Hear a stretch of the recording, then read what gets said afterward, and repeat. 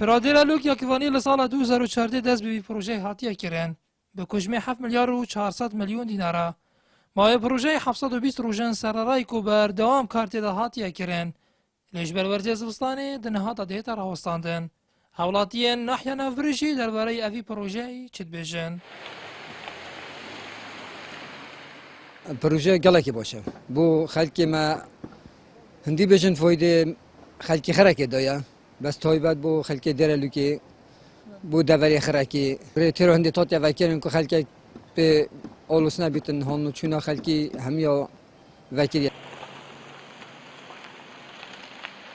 بگه گشتیه ابخو پتر خدمت خلکی دیلتا کردن و مفاکی گلکی مازنج دیگه انت کمالگه گشتی و وقت بس وقت دیار احتمالا به تراستاندنش بر ورزستانه بشکل تاثیر خلقی کرد چون که رکو نهایت از غیر کردنش تا تمام نبیه.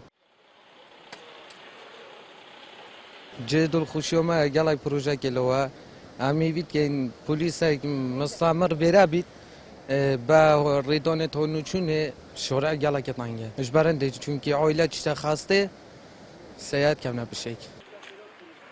جبوی زانیارین پتر و بزانی گرینگی اوی پروژه چیه و بو چی دهتا راوستاندن. مداخویانی ریوبر ناحیه دیرلوک برگرتیه. به خوشحالی لگرهم و خیرانی داره عبوریه بالام بلندر بردوام بالا کاری خویو جی خوشحالیه که پروژه بردوام تانو کو. بگمان ناحیه فنیه که هر پروژه لباری زوستان دل کشو هوای چی سرده نشین بباری چی بشوی چی درست جبجه بکرید لدیف برنامه فنی او پروژه دیتا وساندن بلام بخوشحالی و او پروژه قناقی گرینجی بوراندوا ل نابت آسنگ بوهات نشونی حولاتیان ایشالا لگل کتای هنانی ورزی زوستان او پروژه دکرت واری جبجه کنو لاندیک نه جبجه دکرت.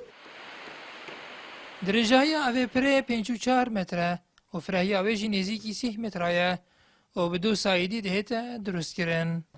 در افصاله دا هم پروژه گرنگ لقضا آمیدی بگشتی هاتنا درست کرن. وکی او پروژه لناحیه دیرلوکی کو پروژه پراوی آکیوانیه دهتا چه کرن.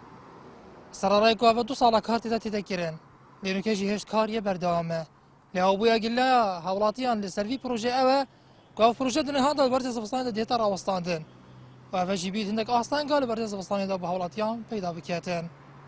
نیات اورا ماریه نارتی ناحیه دیرلوک.